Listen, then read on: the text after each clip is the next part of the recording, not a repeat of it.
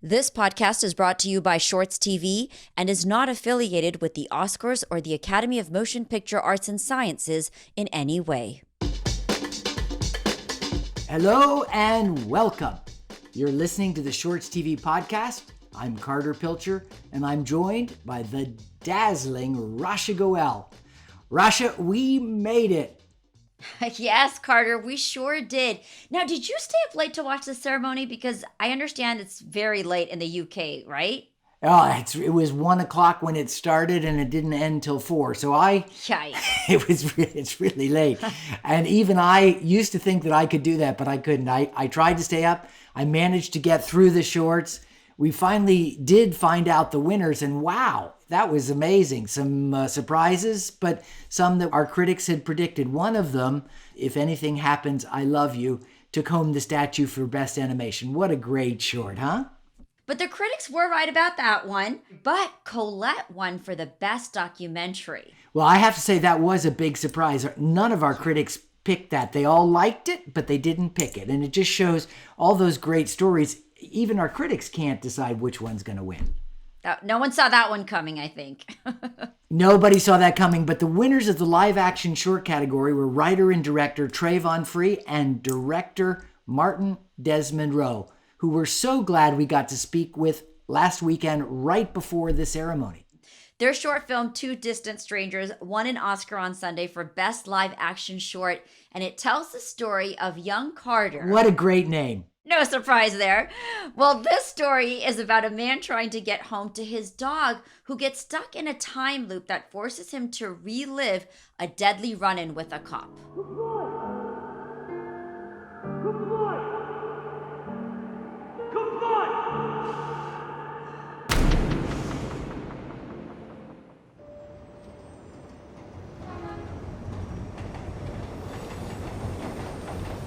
Let me ask you something. What would you do if somebody was trying to kill you every day? Travon and Martin, great to have you here. Thank you for joining us today. Maybe it would be a great way to start if you would just each introduced yourselves and told a little bit of your background in filmmaking. My name is Travon Free. My background is primarily in television, newly into film. I started in late night at the Daily Show with Jon Stewart, worked my way into scripted television, and then eventually into writing and selling films and then making them. Fantastic. Martin, and you? Yeah, my name is Martin Desmond, co-director on the film, and my background is primarily in documentaries and in commercials. I've made about 100 commercials for Nike over the years, and a couple hundred commercials generally, and about 10 or 11 feature-length docs. How did the two of you come to work on the film together, and why did you make a short? So Travon and I were actually working on a feature film idea together that I've been developing for many years. And Travon and I were trying to take advantage of the pandemic to get the script finished. Then the George Floyd murder happened. Obviously, the country went crazy. Travon is a very big in activist spaces. And he came and he sort of pitched me one day. He's like, hey, I'd really like to make a short film. And he pitched me the basic idea. It's Groundhog Day, but with a black man killed every day by the same police officer. He's like, and I really want it to be a short film. It's this lovely space that we're in these days where if your idea is naturally 28 minutes, right, you don't have to feel now like, oh, well, I've got to flesh it out and find a way to make it 85. This is what the duration of it was. And we kind of knew it. And we also knew that we really wanted to try and get it done to the highest possible filmic standards, but we also wanted to get it done quickly. Right. Traditionally, it's always been very hard to find an audience for it, but in the modern world with the streamers and this much more fungible relationship to duration and funding models, I think they're kind of having a renaissance. And we've certainly found that. It used to be that when younger directors would start with us, they'd have to raise lots of money to go off and do their short. Well, now they can do them quite cheaply. The costs have come down and the possibility of finding an audience for them has gone up. So I think it's literally like the most exciting point to be making a short film that I've ever been part of as a filmmaker. Yeah, I have to say, when we started Shorts TV eons ago, one of our goals was just that folks would be able to make a short film and make their money back and go make another one. So it's fun to see that starting to happen. Well, I think that's the incredible thing that you guys offer is the chance to actually for them not to be a financial black hole, Right. which is it's a rare gift, I think, when people can connect with you guys on this platform. Well, Trayvon, I'll start with you. Could you talk a little bit about the process? I understand you wrote the script in 5 days, and considering the time you wrote the film, it must have been very challenging and difficult for you because I understand you were out there at the BLM protest, you were participating. Just walk us through that process and tell us, how you wrote this story. Yeah, I was out, protesting, marching, and kind of just observing what was going on, at the time last summer. And over the course of being out there for a little bit, for a few days, that, the idea kind of sparked itself to me of through internalizing what it felt like to be out there and what it felt like, to constantly hear a new name, every couple days and internalizing the emotions of that experience. And it was from there that when the idea sparked itself of, it feels like the worst version of Groundhog's Day when you're like internalizing these stories so often. That was when I took the idea to Martin and told him the idea, and if we could possibly shoot it as a short, and it could be really really powerful if we did it right, if we told the story right. But what I think is so neat about your story with the both of you is that you started shooting, filming, doing everything, and you didn't even have the funding in place, but you just kind of, I guess, trusted the universe or the divine that this is going to happen. I mean, how do you go, especially based on both of your experiences in this industry, how do you have that blind faith that it's going to work out? We're calm and chill about it right now, but we weren't necessarily as calm and chill about it as it was happening. Trayvon and I were on the hook for this film to a very, very significant portion of the budget until Netflix came in after nomination. And short films are a labor of love by definition. And when you made it, to your own budget, did that inform some of the choices you made in terms of the way you shot the movie or tailored the script? I mean, we can lie and say that Trayvon was prepared to make compromises on his vision financially, or we can be honest. And we can report the terror with which the bill racked up and up and up. I think here's an interesting thing for me about short films is, again, because there's no business model for them. Every one of them is funded and made uniquely and differently. Right. The circumstances of the people making them are incredibly important for the story of the truth of how they get made. And I think that sometimes in these spaces, one can be a little holy. Like Travon and I are fortunate, right? Travon is a decade-long writer in some of the most popular shows on television. I have a production company that we make a lot of stuff, right? And we had those assets going into it. Now the truth is that even given that, it's very hard to get people to work for pennies or free, or and to turn down paid work and to come do the stuff that we want to do it here. Right. And there were two reasons that this thing caught fire, and I could basically cajole everybody in my universe to come do this, and Travon could cajole. Travon had a brilliant idea that everybody last summer who didn't want to use their skill set to engage in this question, and Travon gave us a beautiful script that was difficult to read and difficult to create, but meant something. And then on the other side of it, we had the pandemic.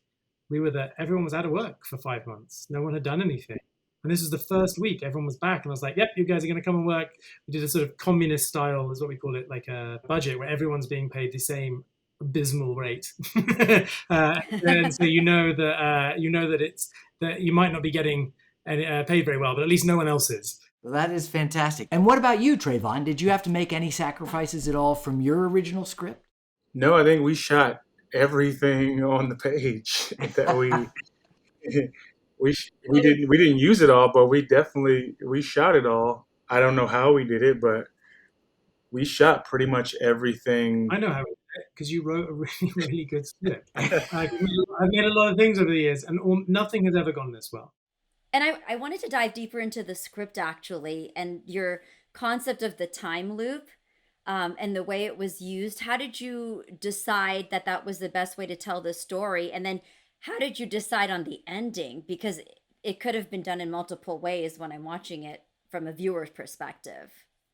Yeah, the time loop was fairly easy because it was a representation of the real life experience. It was exactly what was happening. We were watching the same cycle of events happen over and over. A person gets shot, cop gets put on leave, cop gets brought back onto the force, and then we do it all over again. It was a natural, connection to that particular trope. And with the ending, I mean, it's very crazy to think that our film is almost too real in the sense of, the ending. Joey and Andrew have their last scene together, being representative of the idea that there's nothing you can do as a black person in terms of what changing your behavior or trying to appeal to someone's better nature to prevent yourself from being killed. It's actually on them to change their behavior because they're the ones with the gun and they're the one who've been tasked with keeping people safe. Of all the things I wrote into the movie, every death had a real life story attached to it. Every interaction had a real life story attached to it, aside from a cop driving someone home and then shooting them. And that was until today. Today that changed because that actually did happen. A cop drove someone home whose car was stranded on the side of the road, and then they ended up shooting that person 10 times. People were tweeting me like, "This is the ending of your movie." And it was something that was made to fictionalize an idea or a representation of something. It blows my mind that every aspect of our film is so real and so connected to reality that it makes it even harder for people to see our film as just a film because it's so timely and so relevant that it feels like we made it yesterday. Every dialogue in your film, it hits your heart, and especially that conversation between the two of them on that ride home.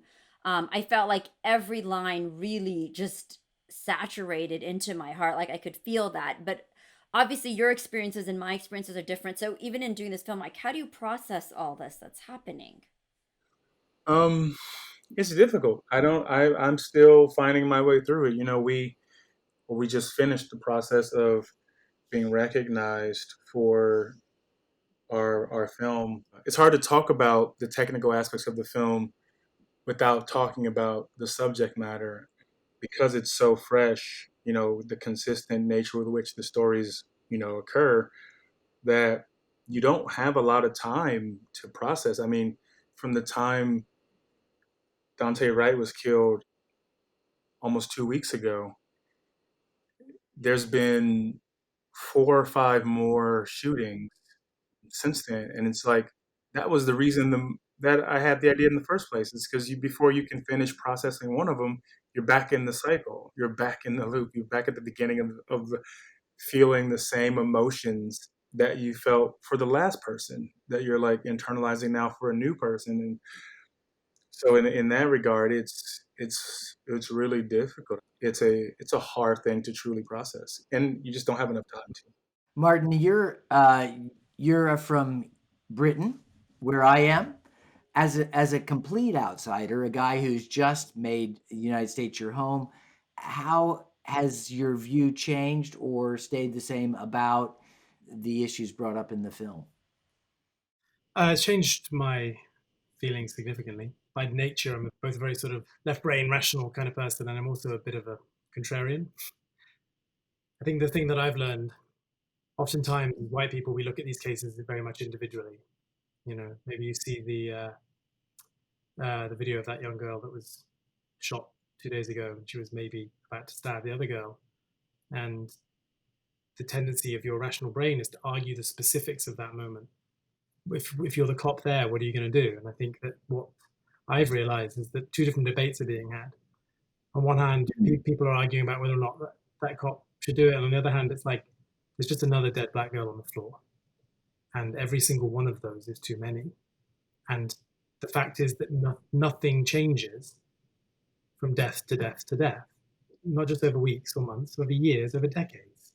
You know, and so when you're dealing with generational lack of justice, generational trauma, hopelessness of change, then what this film has given me the opportunity to do is to live from in one small way, to see these things from a much blacker perspective.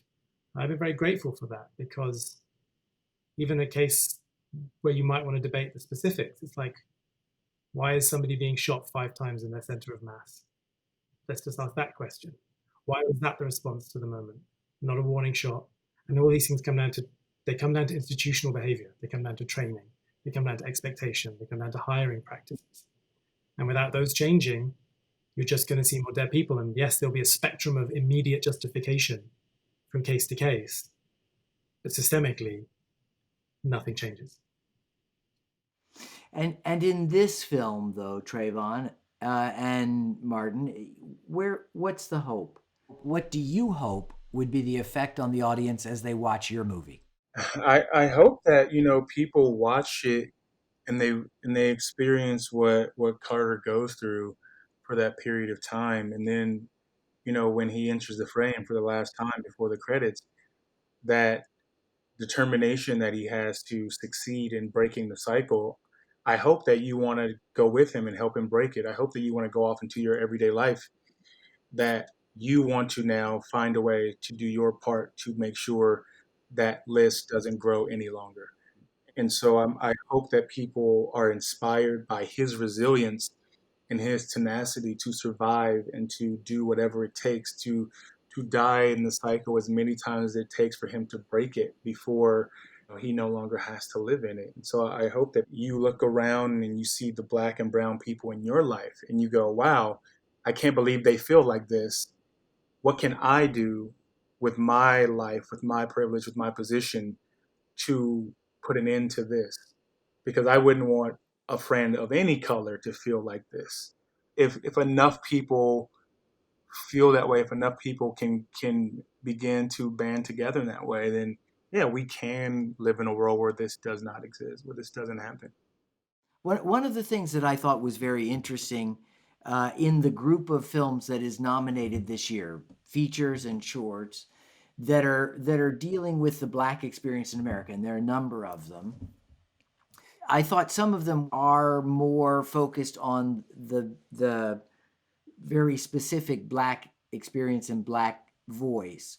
This film spoke to a much bigger audience than most of the other nominated feature films that were trying to touch on some of these issues, because they often felt very specific.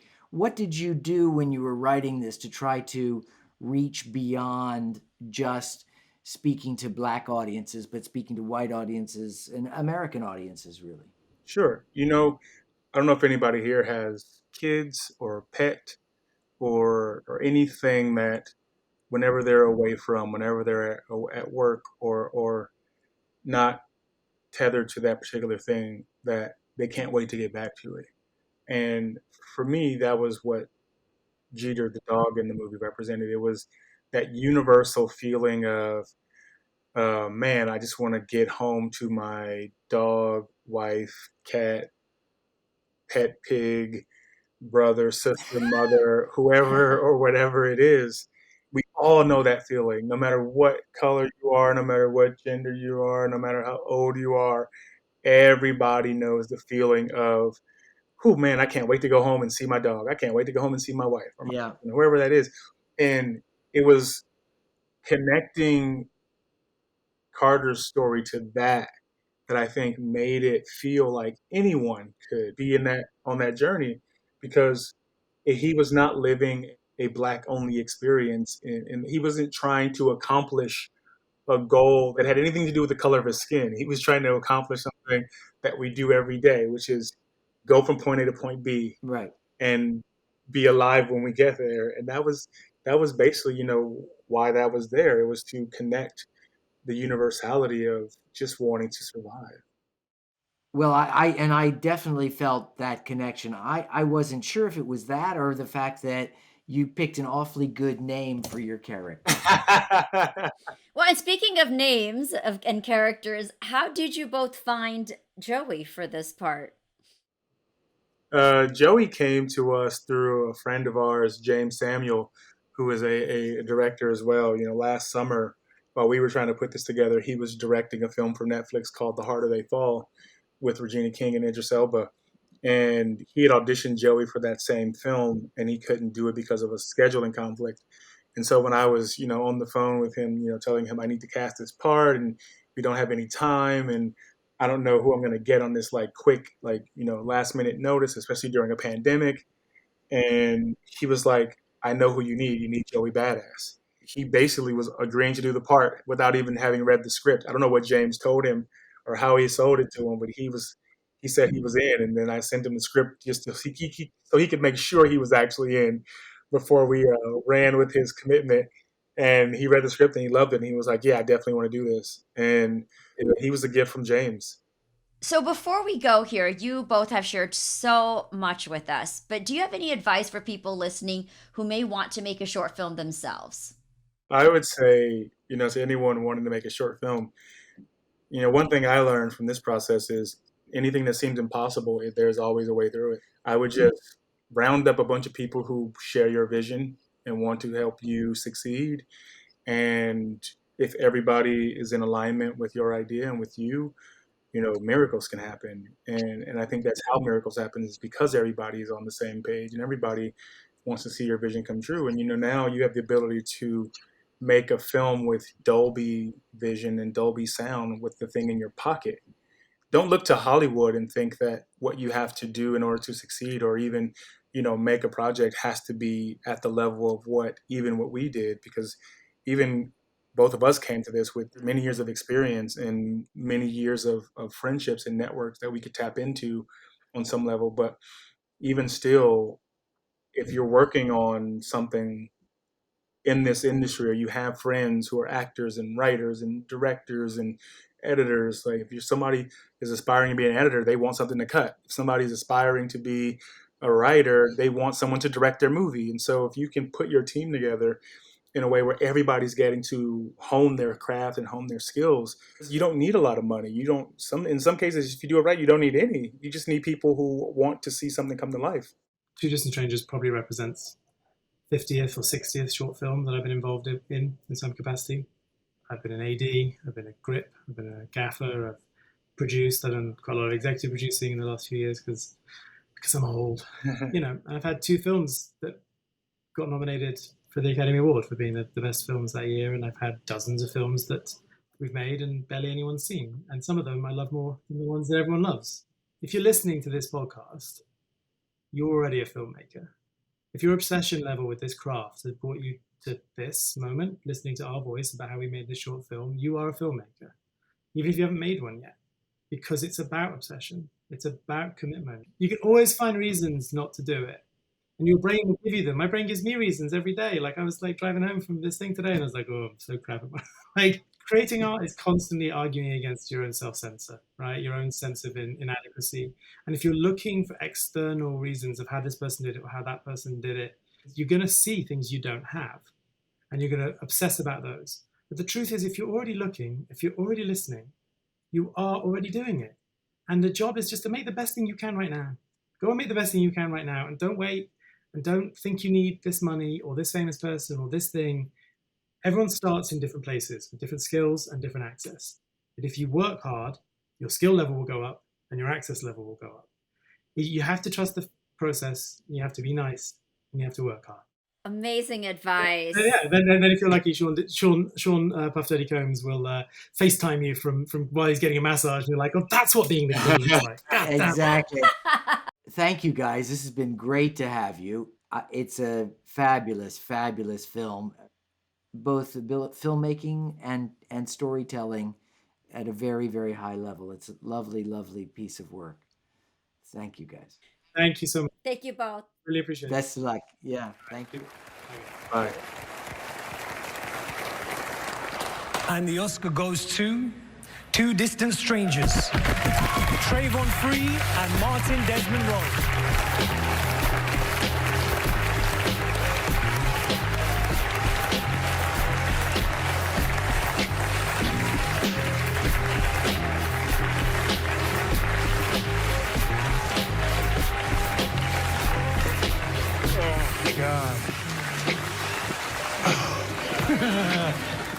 Oh, God is so good. Oh, Hi.